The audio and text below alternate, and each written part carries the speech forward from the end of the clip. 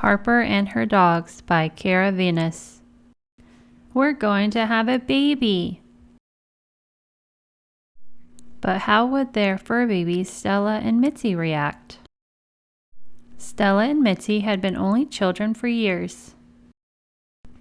The young couple played baby sounds. They showed Stella and Mitzi the stroller. They let Stella and Mitzi sniff the car seat. The excited parents-to-be showed their fur babies the new baby blanket and clothes.